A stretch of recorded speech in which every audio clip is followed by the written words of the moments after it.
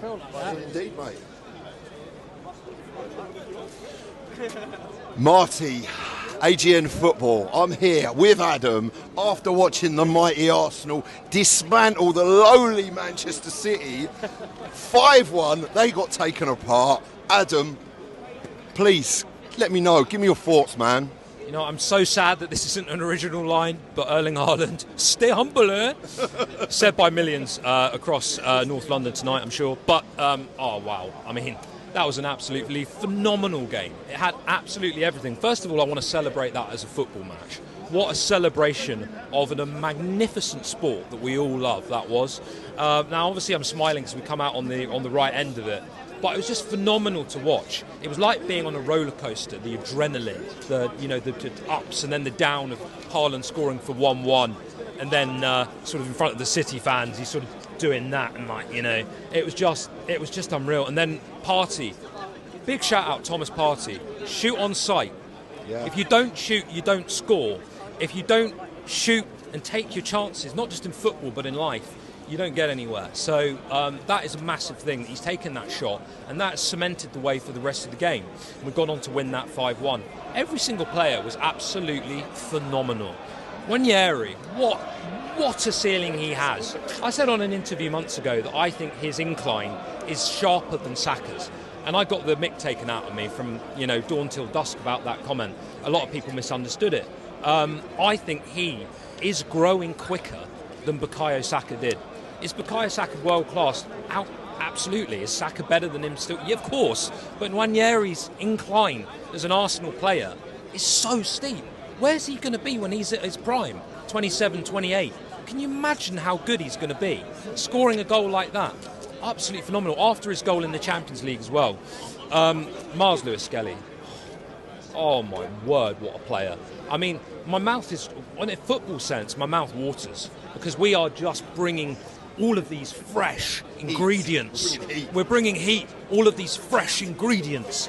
And they're just making us, as our fans, we're going into these games, mouths watering, hungry. We were hungry today. We were absolutely ravenous for it. And it was absolutely beautiful to watch. You make a fantastic point there about Miles Lewis-Skelly, but also Ethan Nwaneri. Now, for me, this is something that I find that is a really so scary proposition, not for us, for other teams. Imagine when Saka comes back, and this is not to go on to next season too much, but next season the potential of like an Isak or Gyökeres up front with Saka and Nwaneri either side. I mean, that's a game changer. That's your winning stuff, guaranteed. Sort of not guaranteed, but keeping them two fit. I mean, they were Nwaneri was unbelievable tonight. He comes on and does what Nwaneri does, cuts inside, bang, bottom corner. Saka does a very similar thing, and it's a very well-versed drill. So, what are your thoughts moving forward? Do you reckon we're going to get anyone in the window? How are you going into the Newcastle match? Come on. I mean, I'm hearing on the grapevine that it's Tell we're looking at, Mateus Tell. He's gone to Manchester United. Has he gone to United? I believe he has. Ah, okay. So then what you said earlier I think is really quite key. Do you get someone for the meantime, or do you stick for the summer and get an Isak? But if you do that, you have to go and get it in the summer. You absolutely have to do it. I don't know. I think after this, they might be tempted just not to get anybody. But it's a risk. It's a real risk, because although we can have games like this, we can also have games like Villa, where we didn't finish our dinner and we ended up, scoring. They ended up scoring late and 2-2, and we're not feeling so good. But it's such a difficult one to call. It's really difficult to say. Do I think we need someone? Probably, to plug a gap, but it has to be the right sort of player, maybe a loan deal. Will we do it? I don't know. Newcastle, I think Liam made the point earlier, you go 1-0 up early, anything can happen. That's football. People coming here today, believe it or not, Arsenal fans, saying we're going to get drubbed 3-4-1.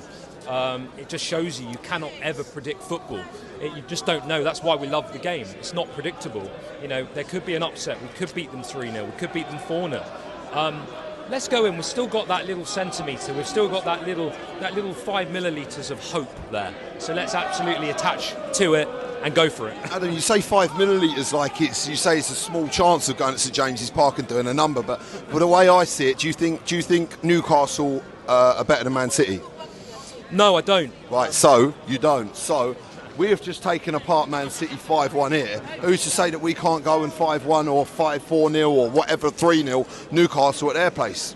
Very true, very true, yeah. I think really it depends on what type of game they try to play.